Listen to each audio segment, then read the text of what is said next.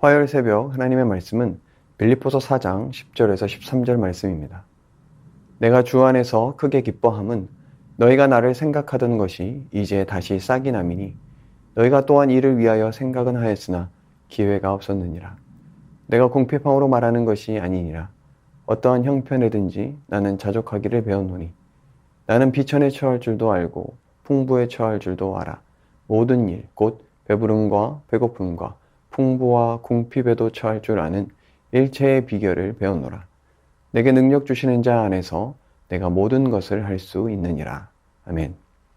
바울은 빌립보 교회가 자신을 잊지 않고 선교 헌금을 보내주는 것에 대해 감사하고 있습니다. 그런데 그 감사는 자신의 궁핍함 때문이 아님을 고백합니다. 왜냐하면 바울은 어떠한 상황 속에서도 자족하는 비결을 배웠기 때문입니다. 12절을 보면 바울은 비천에 처할 줄도 알고 풍부에 처할 줄도 알아. 모든 일, 곧 배부름과 배고픔과 풍부와 궁핍에도 처할 줄 아는 일체의 비결을 배웠노라고 고백합니다. 사람들은 자신의 삶이 비천해지고 궁핍해지면 낙심하고 좌절하게 됩니다. 반대로 풍부하고 부유해지면 교만하거나 나태해지기 쉽습니다. 그런데 바울은 경제적인 문제뿐만이 아니라 어떤 상황 속에서도 일희일비하지 않는 자족하는 삶을 살게 되었습니다. 실제로 바울은 복음을 전하며 수많은 비난과 조롱을 받으며 쫓겨나기도 하였고 때로는 죽기 직전까지 매를 맞기도 하였습니다. 이쯤 되면 하나님을 원망하기도 하고 환경 탓하며 복음 사역을 그만둘 수도 있었을 것입니다. 그럼에도 불구하고 바울이 흔들리지 않고 복음 사역을 계속 감당할 수 있었던 것은 자족하는 일체의 비결을 배웠기 때문입니다. 배고픔과 배부름, 풍부와 비천, 이 모든 것에 일희일비하지 않는다는 것입니다. 그래서 바울은 13절에서 내게 능력 주시는 자 안에서 내가 모든 것을 할 수 있다고 고백합니다. 여기서 내가 모든 것을 할 수 있다는 것은 바로 자족하는 삶을 말합니다.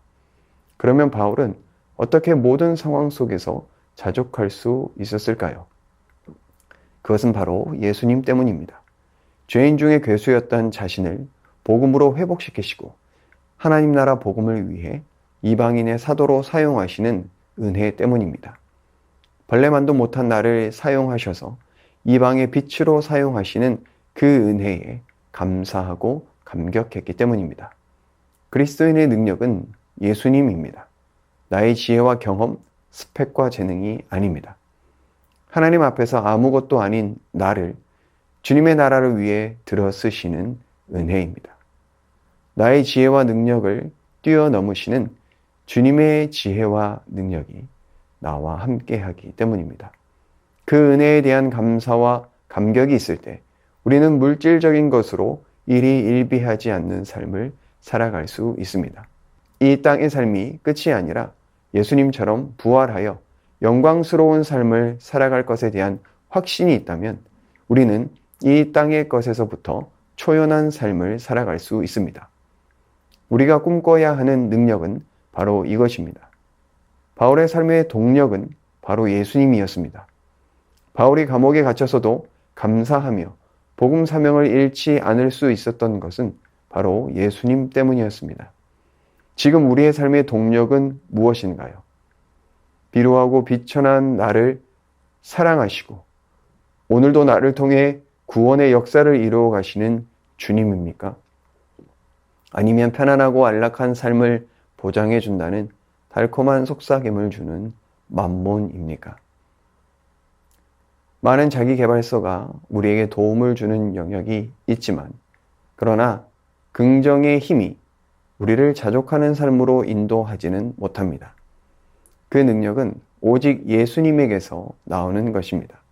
내게 능력 주시는 자 안에서 우리는 자족하는 삶을 살 수가 있습니다. 그러하기에 오늘도 내 삶을 흔들려는 세속의 폭풍 앞에서도 내게 능력 주시는 예수님을 향한 기대와 소망으로 자족하는 삶을 살아가는 하루가 되어지기를 원합니다. 그렇게 하나님 나라의 복음을 위해 살아가는 오늘 하루가 되어지기를 예수님의 이름으로 축복합니다.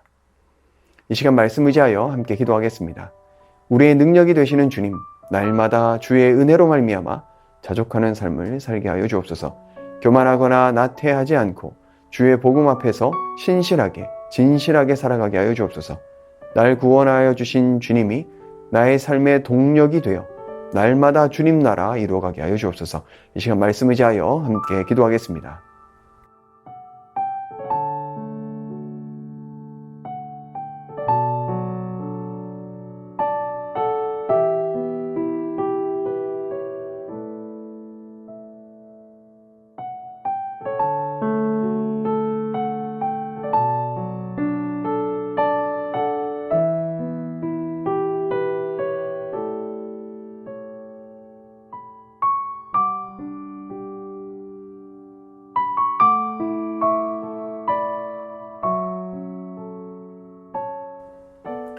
계속해서 나라와 민족을 위해서 기도하겠습니다. 위정자들이 왕이신 주님을 두려워하게 하여 주시고 국민들을 사랑으로 섬기는 위정자들 되게 하여 주옵소서. 추위와 굶주림 속에 신음하는 북한 땅과 동포들을 긍휼히 여기시고 주의 사랑과 복음으로 하나 되는 이 민족 되게 하여 주옵소서. 열방의 모든 전쟁과 분쟁이 끊어지게 하여 주시고 주님의 사랑과 평화로 가득하게 하여 주옵소서. 계속해서 나라와 민족과 열방을 위해서 함께 기도하겠습니다.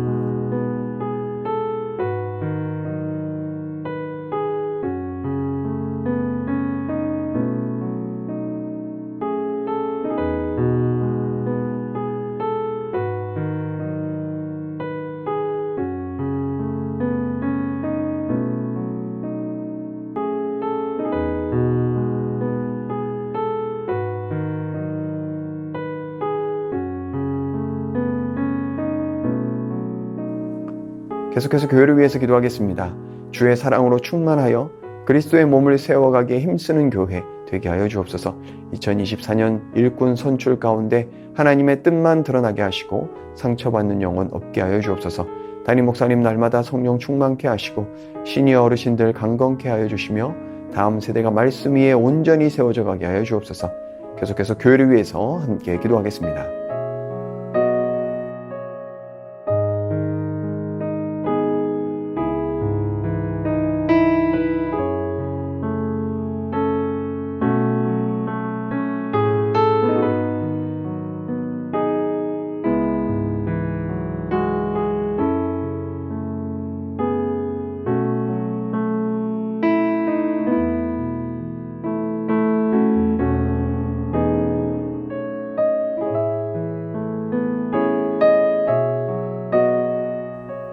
마지막으로 선교사님과 환우들을 위해서 기도하겠습니다.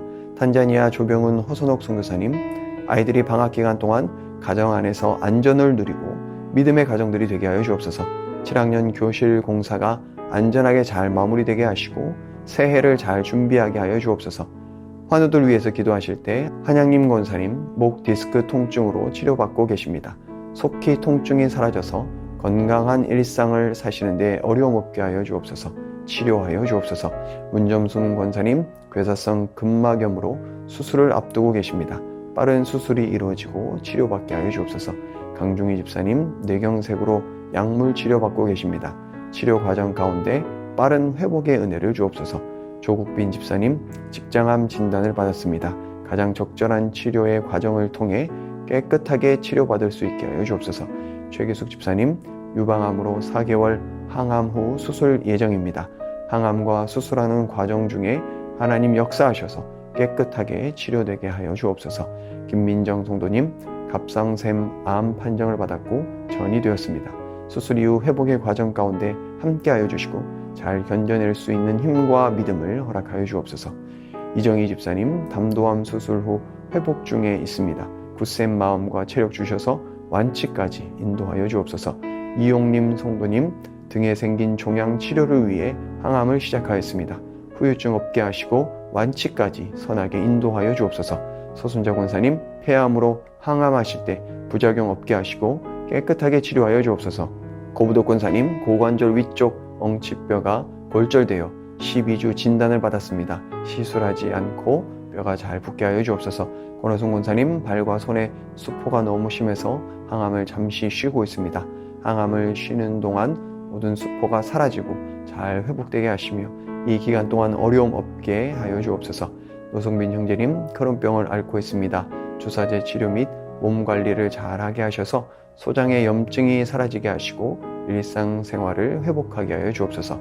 최경아 집사님 아버님, 주한숙 권사님, 차영미 권사님, 윤금덕 권사님, 김진옥 집사님 어머님, 이기범 집사님, 강동엽 어린이, 이민남 권사님, 신혜남 권사님, 이춘실 집사님, 김인혜 집사님, 최혁계 성도님, 이길태 집사님, 김찬준 집사님, 정승군 권사님, 김봉남 권사님, 김광순 권사님, 박문천 집사님, 최혜랑 집사님 아버님, 모든 환우분들의 몸과 마음을 회복시켜 주옵소서. 이 시간 선교사님과 환우분들을 위해 기도한 후에 개인 기도하겠습니다.